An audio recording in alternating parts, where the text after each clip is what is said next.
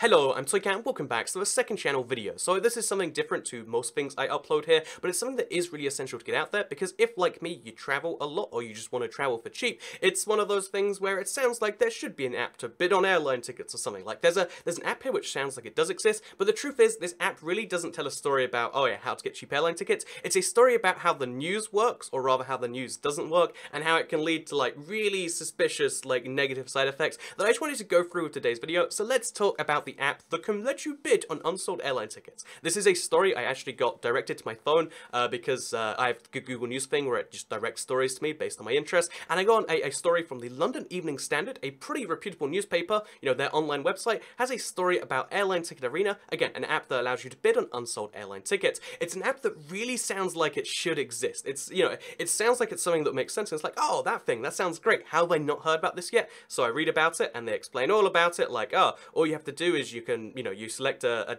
return date, you select the number of tickets bid on, you do a bunch of stuff like that. It explains the whole process of how this app works, and it's like, wow, that's a good thing. I'm going to Google this right now, and I'm going to download it on my phone. However, I downloaded it on my phone, and as it turns out, the app didn't work for me. And when I say it didn't work, I don't mean, oh, it didn't find flights for me. I mean, the app physically loaded up, which was nice, I guess, maybe more than you could expect, but when you got to this screen right here, the app would just be like, oh, I don't recognize your airport. And it's like, you don't recognize that airport? Like, the majority of airports I was searching for weren't even in the system, and it's like, that's odd.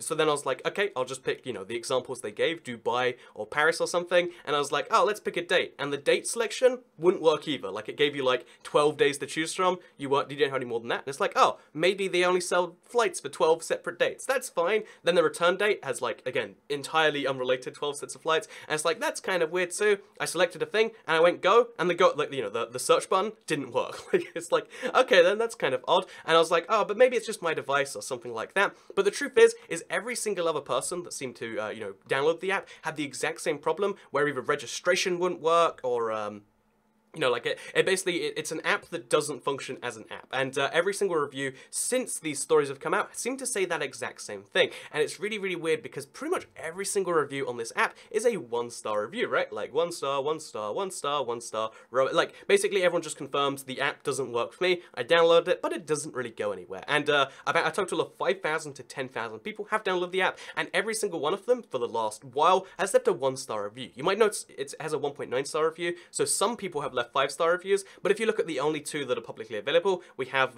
one over here. So, by the way, every single app review gets a response from the developers confirming that, oh, the reason it doesn't work is because you haven't read the app manual, and that the app doesn't search for the flights, which is a weird thing to say for a flight tracking app, but okay, app can't search for flights for you, it does something else apparently. And then also they'll say app's not available in your country. They say this to people from the USA, which is weird, from the UK, which is where the company is based and where all this advertising's going down, and basically, you know, that's my country. And it's just like, oh, doesn't work, and when it does work, it doesn't search for flights. So what exactly does your app do? Okay, whatever, that's fine. You can deal with that elsewhere. But then the really weird thing is the fact that it only has a few 5-star reviews. One from Krasimir Budinsky. We'll keep that name in mind. It comes up later. And then we have like a few other like kind of like weird ones that are just like, it is convenient and efficient. I suggest people check out this great app to get good bargains. And it's like, okay, so one guy had a good experience, and you know, the 2 guys had a good experience.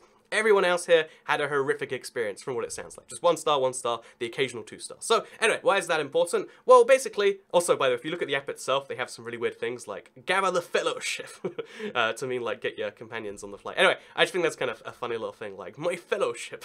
Anyway, so with that said, let's move on from the app to their Facebook page, because their Facebook page has 100,000 people following it. It's like, oh, this is clearly a legit website that just has a broken app. Except the website, you know, it is just an app. Like this Facebook page is based around an app. So despite the fact that only 5,000 to 10,000 people have downloaded it, 105,000 people like the Facebook page. And off the, oh geez, I hate Facebook when you're not logged in. And off those, they celebrated having like 50,000 followers, apparently like a month ago. So, okay, getting 50,000 a month. And if you look at the comments and their stuff, there's even no comments on anything they post. One share or like, there's pretty much no comments on everything they post besides their own advertising for their app. Or you can see comments which are just like copy-paste like, oh, here's a bunch of people responding to an image of parrots on a, you know, an airline ticket arena, which doesn't exist at that point. It started existing in February, by the way, by just responding nice. Okay, Facebook isn't going to load today. But my point being is they have a Facebook page with 10 times more followers than downloads for the app, which is their core product. But, you know, that's weird, but, like, that just happens normally, right? Well, here's the weird thing. Despite the fact that the app doesn't work, there's no report of anyone having a working thing of the app, you can see how a bunch of, you know, they clearly sent this story out to a bunch of people, and despite, you know, despite the fact that clearly no one can get the app working, every single one of these news outlets, from Lonely Planet, which are, you know, travel-based news, to the Evening Standard, again, real newspaper, to, I mean, like, not really saying too much, but, like, Mail Online just posted it immediately too.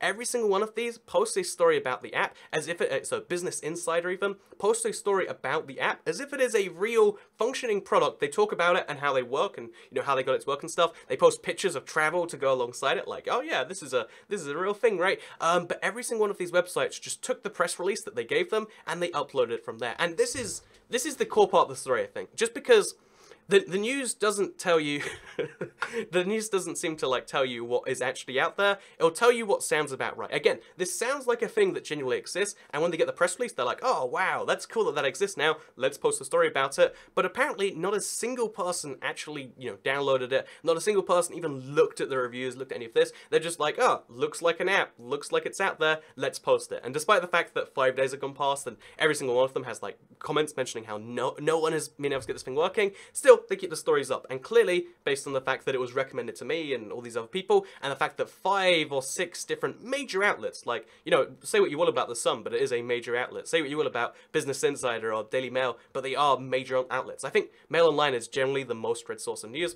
So, yeah, this is kind of my response. People are like, oh, news is actually getting pretty good these days. Like, you know, you just have to subscribe to it online or whatever. It's like, well, I mean, I don't know so much about that. Anyway, the reason I want to bring all of this up is not just to be like, oh, here's an app that sounds like it exists, but it doesn't. But it's also to mention that this gets kind of dodgy because the business, Airline Ticket Arena, seems to only have one named employee. Because, again, those reviews are being, like, clearly done by some form of, like, customer service agent that's just copy-pasting. Like, if you look at them again, sorry, app is not available in your country, therefore app doesn't work. He just copy-paste response to all of them in, like, not quite broken English, but almost, right? But if you actually look it up, there's only one named employee that I could find at least, and that is Kresimir Budinsky. He's from Croatia, and he's the founder of Airline Ticket Arena. Anyway, just funnily enough, he was one of the 5-star reviews from earlier, so he rated his app 5-star. I just wanted to bring that up. And also, because the app, you know, again, the company exists, and as of February, they started, the exact same time they did these press releases, the exact same time they launched their app,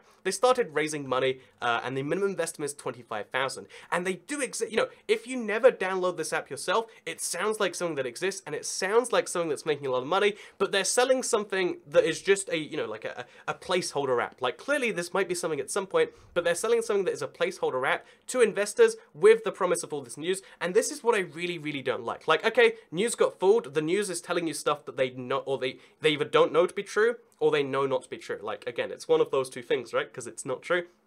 So the news, like, again, mainstream news, or whatever you want to call it, does all this sort of stuff, and then the beneficiary is this business. So, like, some people might invest $25,000 into, also, look, their website actually is quite nice, but might invest $25,000 or more into this business, you know, and be a silent investor or whatever, despite the fact that no business exists here, that, you know, there's just a Facebook page, and there is a placeholder app in the App Store, and that's why this is dangerous. I mean, when... since the news is what, like, affects a lot of companies and their stock prices and whether people invest in stuff, I think if it comes to something like this, if it comes to a startup in particular where you know their goal is to raise funding, I feel like you should have higher standards than, oh, they told us it exists, so it exists. And I don't know, I just want to share this with you all, a little bit of a heads up in case you saw this app too, because I saw it, and I spent like a solid like half an hour trying to work out how to get it to work, and yeah, hope you all enjoyed this video. Don't trust... I don't even want to say don't trust the news. Like, don't trust vague sections of online news outlets. I used to actually, fun fact, be a news writer, and even I, for like some unnamed outlet, like I was writing for a series of like, you know, outlets that I wasn't even responsible for, I would at least download the thing I was talking about. And apparently that's like a standard that's like higher than every major, like, these are like real news places held to this day. And so yeah, basically I wanted to share that. And then also mention that if you are interested in cheap travel, a lot of people have been asking me for like, oh, Tsuika, how do you travel all these places so cheap? I've been working on like, I was working on a video, so I wrote a bunch of notes for the video, and then the notes page is like 11 pages long now, so I'm clearly gonna have to like write that into something else, because every single one of those tips is like an important one. So yeah, I'm gonna do something with that soon. Don't worry, the guide to how you can travel the world cheap, still working on that. But it doesn't come in the form of an app, as it so turns out. Although it should do. If you're out there and you want to make an app that sells, you know, last tickets for cheaper, that should exist. It just doesn't right now. Thank you very much for watching. I hope you enjoyed the video. Man, this is like, I don't like to beat the dead horse of, you know, mainstream news doesn't do research. But like, I mean, this isn't even not doing research. This is just printing the thing that was given to you with nothing extra. So yeah, I don't know. Skepticism, it's good. That's always my value I bring to the world, I hope. Anyway, thank you very much for watching. Second channel, don't care. Bye.